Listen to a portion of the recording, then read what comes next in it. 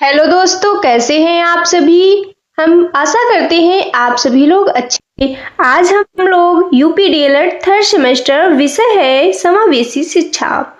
इसके जो बचे हुए प्रश्न हैं उन सभी प्रश्नों को हम लोग इस क्लास में देखेंगे।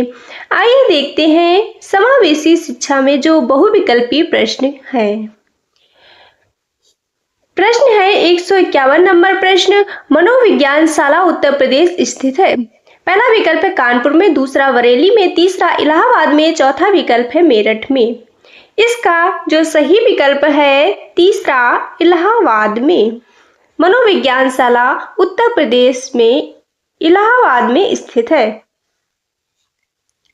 अगला प्रश्न है, श्रवण बाधित के प्रकार गंभीर बाधित बच्चों की बाधिता प्रतिशत है। पहला है 70 से 89, दूसरा 40, तीसरा 30%, चौथा है कोई नहीं। इसका जो सही विकल्प है पहला। अगला प्रश्न है 153 नंबर प्रश्न, श्रवण बाधित के प्रकार पूर्ण बाधित बच्चों की बाधिता प्रतिशत है। पहला विकल्प है 90%, दूसरा है 80%, तीसरा 40%, चौथा विकल्प है कोई नहीं। इसका जो सही विकल्प है पहला, 90%। अगला प्रश्न, उत्तर प्रदेश बेसिक शिक्षा अधिनियम अस्तित्व में आया। पहला विकल्प है 1972 में, दूसरा है 1982 में, तीसरा विकल्प है 1981 में, चौथा विकल्प है कोई नहीं। इसका जो सही विकल्प है पहला, 1972 में आया। अगला प्रश्न 155 नंबर प्रश्न है, मनोविज्ञान शाला की स्थापना किसके द्वारा की गई। पहला विकल्प है आचार्य नरेंद्र देव समिति द्वारा, दूसरा आचार्य राम वरन द्वारा, तीसरा है उपयुक्त दोनों, चौथा विकल्प है कोई नहीं। इसका जो सही विकल्प है पहला। अगला प्रश्न है 156 नंबर प्रश्न, निम्न में से कौन सी अक्षमता केवल जन्मजात होती है। पहला विकल्प है दृष्टि दोष, दूसरा श्रवण दोष, तीसरा मूक बाधित, चौथा विकल्प है मंद बुद्धि। इसका जो सही विकल्प है चौथा, मंद बुद्धि। अगला प्रश्न है, मंद अधिगमकर्ता जिनकी शैक्षिक उपलब्धि सामान्य योग्यता से कम रह जाती है कहे जाते हैं। पहला विकल्प है पिछड़े, दूसरा विशेष, तीसरा है बाल अपराधी, चौथा विकल्प है मानसिक रूप से कमजोर। इसका जो सही विकल्प है पहला, पिछड़े। अगला प्रश्न है, साइजोइड वर्ग में कौन से बालक आते हैं। पहला विकल्प है मोटे, स्वस्थ तथा लंबे शरीर वाले, दूसरा है प्रतिभाशाली और प्रखर बुद्धि वाले, तीसरा है दुबले पतले तथा लंबे शरीर वाले, चौथा विकल्प है प्रतिभाशाली बालक। इसका जो सही विकल्प है चौथा, प्रतिभाशाली बालक। अगला प्रश्न है, मानसिक स्वास्थ्य के नियमों को खोजना और उन्हें बनाए रखना अध्ययन का केंद्र बिंदु है। यह कथन किसका है। पहला विकल्प है सैफर, दूसरा है हेडफील्ड, तीसरा ड्रेवर, चौथा विकल्प है लेडेक। इसका जो सही विकल्प है तीसरा, ड्रेवर। अगला प्रश्न है, किस प्रकार के बच्चों की शिक्षा हेतु सांकेतिक भाषा का प्रयोग किया जाता है। पहला विकल्प है दृष्टि दोष, दूसरा है श्रवण दोष, तीसरा मूक बाधित, चौथा विकल्प है मंद बुद्धि। इसका जो सही विकल्प है तीसरा, मूक बधिर। अगला प्रश्न 161 नंबर प्रश्न है, शिक्षा का अधिकार अधिनियम 2009 लागू नहीं होता है। पहला विकल्प निःशुल्क बच्चे, दूसरा है 6 से 14 आयु वर्ग के बच्चे, तीसरा 14 से 18 वर्ष के आयु के बच्चे, चौथा है बच्चों की नियमित उपस्थिति। इसका जो सही विकल्प है तीसरा, 14 से 18 वर्ष की आयु के बच्चे। अगला प्रश्न है, आप अनपढ़ माता पिता के बच्चों को अंग्रेजी सिखाना चाहते हैं। पहला विकल्प है आप बच्चे से अंग्रेजी में बात करेंगे, दूसरा है आप बच्चों को अंग्रेजी में बोलने को मजबूर करेंगे, तीसरा है आप बच्चे को मातृभाषा में बोलने से रोकेंगे, चौथा विकल्प है आप उसे मातृभाषा की सहायता से अंग्रेजी सिखाने का प्रयास करेंगे। इसका सही विकल्प है चौथा, आप उसे मातृभाषा की सहायता से अंग्रेजी सिखाने का प्रयास करेंगे। अगला प्रश्न है, विशेष आवश्यकता वाले बच्चों की शिक्षा होनी चाहिए। पहला है अन्य सामान्य बालकों के साथ, दूसरा है विशेष विद्यालयों में विशेष बालकों के लिए विकसित पद्धतियों द्वारा, तीसरा है विशेष विद्यालयों में, चौथा विशेष विद्यालयों में विशेष बालकों के साथ। इसका जो सही विकल्प है पहला। अगला प्रश्न है 164 नंबर प्रश्न है, आंशिक रूप से दृष्टिबाधित बच्चों की दृष्टि एक्यूटी होती है। पहला विकल्प है 20/70 फीट, दूसरा है 5/10 फीट, तीसरा है 10/15 फीट, चौथा विकल्प है कोई नहीं। इसका जो सही विकल्प है पहला 20/70 फीट। अगला प्रश्न है यह किसका कथन है, बाड़ी मुखर भाषा की ध्वनि को क्रमबद्ध एवं व्यवहारिक अभिव्यक्ति है। पहला विकल्प है लाइन एवं कॉफमैन का, दूसरा है क्रो एंड क्रो का, तीसरा दोनों का, चौथा विकल्प है कोई नहीं। इसका जो सही विकल्प है पहला लाइन एवं कॉफमैन का। अगला प्रश्न है यह किसका कथन है, बच्चे जिनको संप्रेषण में समस्या होती है और उसका स्तर या वाणी अन्य बच्चों से भिन्न प्रकार की होती है, वह स्वयं भी सजग होते हैं कि अपनी बात कहने में असमर्थ है, उसकी वाणी मधुर नहीं होती है। पहला विकल्प है राइपर का, दूसरा है लाहन एवं कॉनमैन का, तीसरा क्रो एंड क्रो का, चौथा विकल्प है कोई नहीं। इसका जो सही विकल्प है पहला राइपर का। अगला प्रश्न है अपवंचित वर्ग के बच्चों को कितने श्रेणियों में बांटा गया है। पहला विकल्प है 4, दूसरा है 5, तीसरा 6, चौथा विकल्प है 7। इसका जो सही विकल्प है पहला 4। अगला प्रश्न है यह कथन किसका है, समस्यात्मक बच्चे वे बच्चे हैं जिनके व्यवहार तथा व्यक्तित्व इस सीमा तक असामान्य होते हैं कि वे घर, विद्यालय तथा समाज में समस्याओं के जनक बन जाते हैं। पहला विकल्प है क्रो एंड क्रो, दूसरा है वैलेंटाइन का, तीसरा है गुड का, चौथा विकल्प है कोई नहीं। इसका जो सही विकल्प है दूसरा वैलेंटाइन का। यह कथन वैलेंटाइन ने दिया है। अगला प्रश्न है प्रतिभाशाली बच्चों की बुद्धि लब्धि है। पहला है 140 से अधिक, दूसरा है 40 से कम, तीसरा है 90 से कम, चौथा विकल्प है कोई नहीं। इसका जो सही विकल्प है पहला 140 से अधिक। अगला प्रश्न है 170 नंबर प्रश्न है, यह कथन किसका है, निर्देशन नवयुवकों को अपने से, दूसरों से और परिस्थितियों से सामंजस्य करना सीखने के लिए सहायता देने की प्रक्रिया है। पहला विकल्प है जोन्स का, दूसरा स्किनर का, तीसरा शिक्षा आयोग का, चौथा विकल्प है कोई नहीं। इसका जो सही विकल्प है दूसरा स्किनर का। अगला प्रश्न है आंशिक शारीरिक रूप से अक्षम बच्चों को कितने वर्गों में विभाजित किया जा सकता है। पहला विकल्प है 2 वर्गों में, दूसरा है 4 वर्गों में, तीसरा है 3 वर्गों में, चौथा विकल्प है 5 वर्गों में। इसका सही विकल्प है दूसरा 4 वर्गों में। अगला प्रश्न है परामर्श का अभिप्राय है 2 व्यक्तियों का संपर्क जिसमें एक व्यक्ति को किसी प्रकार की सहायता दी जाती है। यह कथन किसका है। पहला विकल्प है मायर्स का, दूसरा है कार्ल रोजर्स का, तीसरा है राइविंस का, चौथा है वेबस्टर का। इसका जो सही विकल्प है दूसरा कार्ल रोजर्स का। अगला प्रश्न है परामर्श में व्यक्ति को समस्या समाधान हेतु सहायता दी जाती है। पहला विकल्प है गीतों के माध्यम से, दूसरा है चित्रों के माध्यम से, तीसरा है वार्तालाप के माध्यम से, चौथा विकल्प है कहानी के माध्यम से। इसका सही विकल्प है तीसरा वार्तालाप के माध्यम से। अगला प्रश्न है परामर्श एवं निर्देशन देने वाली संस्था मनोविज्ञान शाला उत्तर प्रदेश में स्थित है। पहला विकल्प है लखनऊ में, दूसरा विकल्प बरेली में, तीसरा है वाराणसी में, चौथा विकल्प है इलाहाबाद में। इसका सही विकल्प है चौथा इलाहाबाद में। अगला प्रश्न है सामान्य बच्चे होते हैं। पहला विकल्प है 70 से कम आईक्यू वाले, दूसरा है 70 से 81 आईक्यू वाले, तीसरा विकल्प है 90 से 110 आईक्यू वाले, चौथा विकल्प है 110 के ऊपर आईक्यू वाले।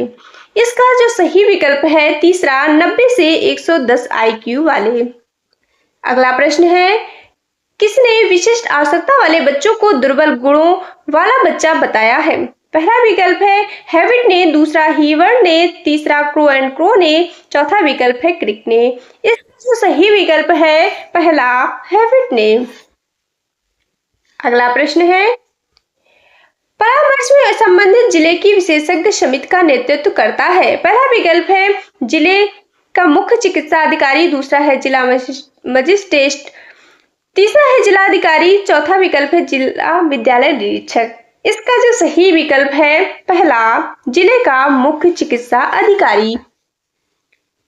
अगला प्रश्न है, विद्यालय में हास अवरोध की समस्या को रोकने में प्रमुख रूप से आवश्यक है। पहला विकल्प है शिक्षक, दूसरा है अभिभावक, तीसरा निर्देशन, चौथा विकल्प है निर्देशन एवं परामर्श। इसका जो सही विकल्प है चौथा निर्देशन एवं परामर्श।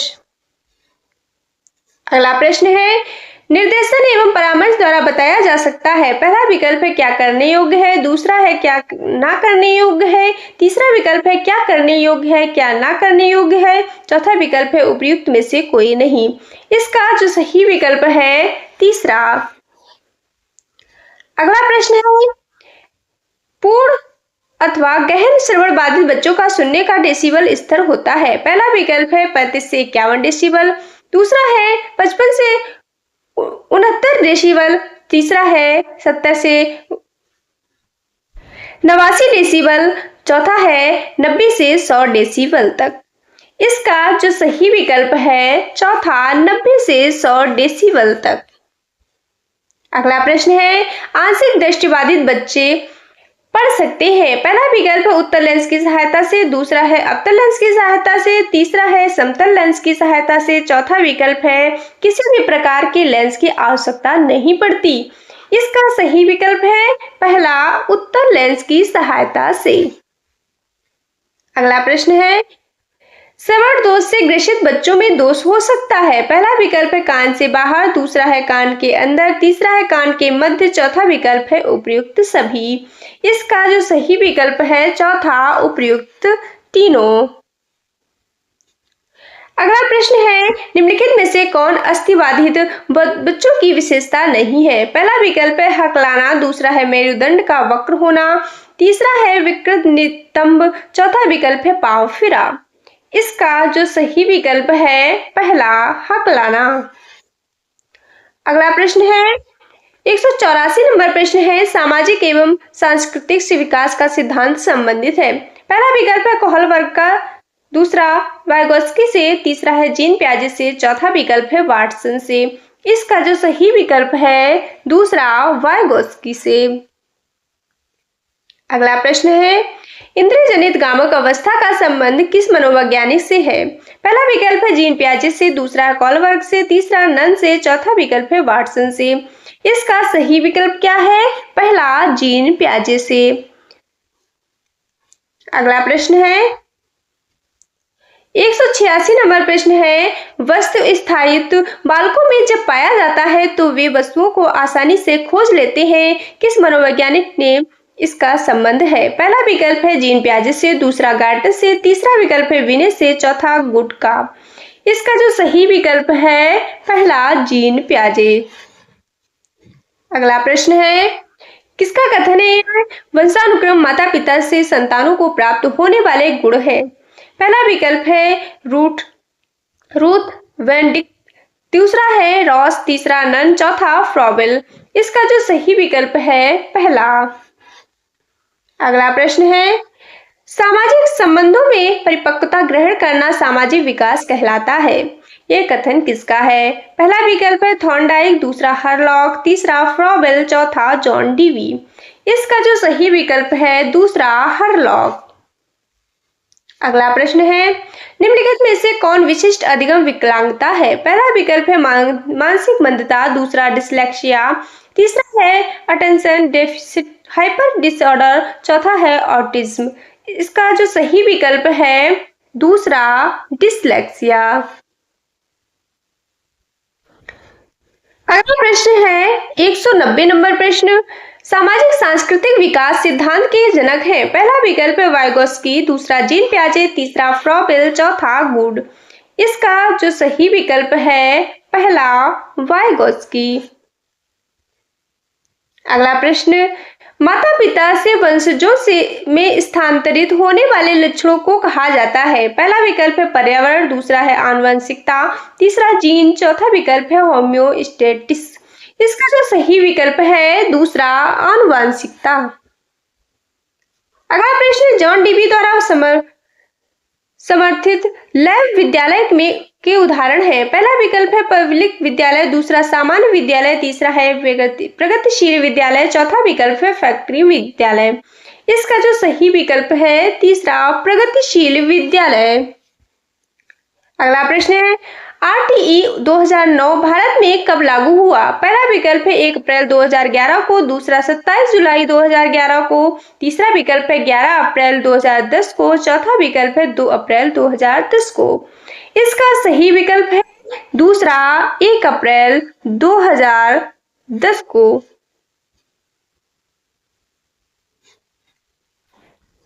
अगला प्रश्न है, आरटीई 2009 उत्तर प्रदेश में कब लागू हुआ? पहला विकल्प है 1 अप्रैल 2011 को, दूसरा 27 जुलाई 2011 को, तीसरा विकल्प है 11 अप्रैल 2010 को, चौथा विकल्प है 2 अप्रैल 2010 को। इसका सही विकल्प है दूसरा 27 जुलाई 2011 को। अगला प्रश्न है, विशिष्ट प्रकार या विशिष्ट पद किसी गुण या उन गुणों से युक्त व्यक्ति पर लागू होता है जिसके कारण वह व्यक्ति साथियों का ध्यान अपनी तरफ आकर्षित करता है तथा इससे उसके व्यवहार की अनुक्रिया की भी प्रभावित होती है। यह कथन किसका है? पहला विकल्प है हीवर्ड का, दूसरा क्रो एंड क्रो का, तीसरा गुड का, चौथा संजय मोहन का। इसका सही विकल्प है दूसरा क्रो एंड क्रो का। अगला प्रश्न है,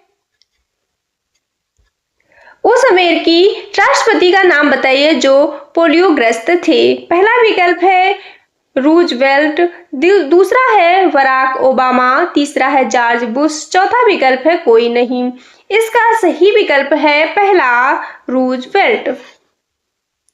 अगला प्रश्न, टेट का पूरा नाम है? पहला विकल्प है थीमेटिक अपर्सेप्शन टेस्ट, दूसरा है थीमेटिक अपर डाटा, तीसरा है दोनों, चौथा विकल्प है कोई नहीं। इसका जो सही विकल्प है पहला।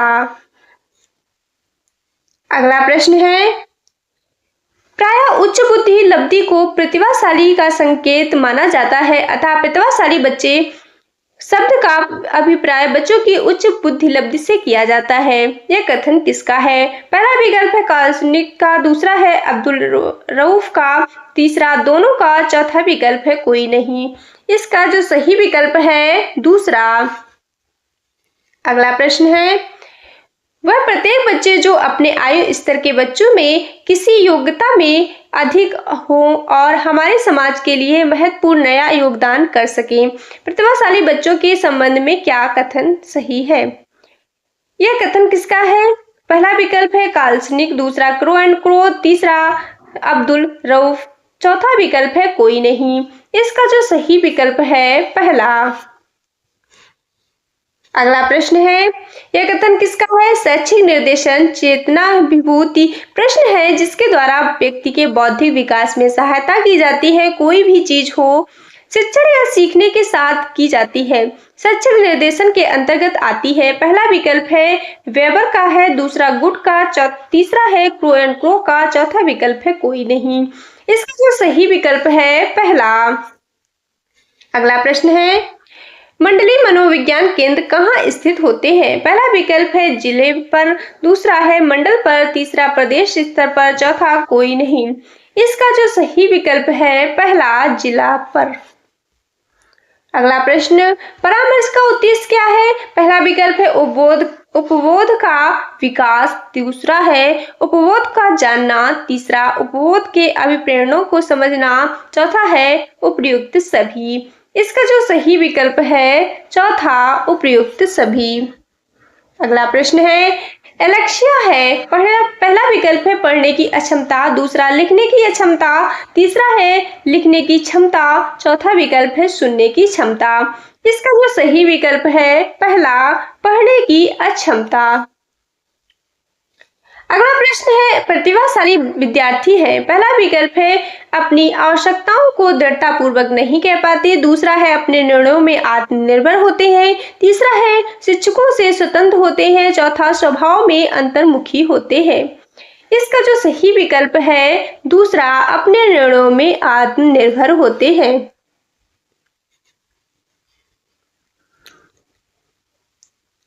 अगला प्रश्न है, अपराधी बालक होते हैं। पहला विकल्प है जो असामाजिक कार्य करते हैं, दूसरा जो शिक्षक के लिए सिरदर्द होते हैं, तीसरा है जो कक्षा में अव्वल हो आते हैं, चौथा विकल्प है जो समाज में रहना पसंद नहीं करते हैं। इसका जो सही विकल्प है पहला, जो असामाजिक होते हैं, असामाजिक कार्य करते हैं। अगला प्रश्न है 206 नंबर प्रश्न, सामाजिक अधिगम सिद्धांत किसने दिया? पहला विकल्प है बंडूरा, दूसरा चॉम्स्की, तीसरा फ्रॉबेल, चौथा नन। इसका जो सही विकल्प है पहला, बंडूरा के द्वारा यह सिद्धांत दिया गया है। अगला प्रश्न है, भाषा विकास का सिद्धांत किसने दिया? पहला विकल्प है चॉम्स्की, दूसरा है जॉन डीवी, तीसरा स्किनर, चौथा विकल्प है गुड। इसका जो सही विकल्प है पहला, चॉम्स्की। अगला प्रश्न, प्रगतिशील शिक्षा के प्रतिपादक है। पहला विकल्प है फ्रॉबेल, दूसरा है जॉन डीवी, तीसरा है स्किनर, चौथा गुड। इसका जो सही विकल्प है दूसरा, जॉन डीवी। अगला प्रश्न है 209 नंबर प्रश्न है, सृजनात्मकता मुख्य रूप से संबंधित है। पहला विकल्प है मॉडलिंग, दूसरा है अनुकरण, तीसरा अभिसारी चिंतन, चौथा है अपसारी चिंतन। सही विकल्प इसका है चौथा, अपसारी चिंतन से। अगला प्रश्न है, राष्ट्रीय पाठ्यचर्या की रूपरेखा 2005 दस्तावेज की भाषा के लिए निहित है। पहला विकल्प है एक भाषा, दूसरा द्विभाषा, तीसरा विकल्प है तीन भाषा, चौथा विकल्प है बहुभाषा। इसका जो सही विकल्प है चौथा, बहुभाषा। कैसी लगी आप सभी को यह क्लास? कमेंट बॉक्स में जरूर बताएं। ज्यादा से ज्यादा इस क्लास को शेयर करें, लाइक और सब्सक्राइब जरूर करें। ऐसे ही क्लास देखने के लिए हमारे चैनल को अभी सब्सक्राइब कर लें।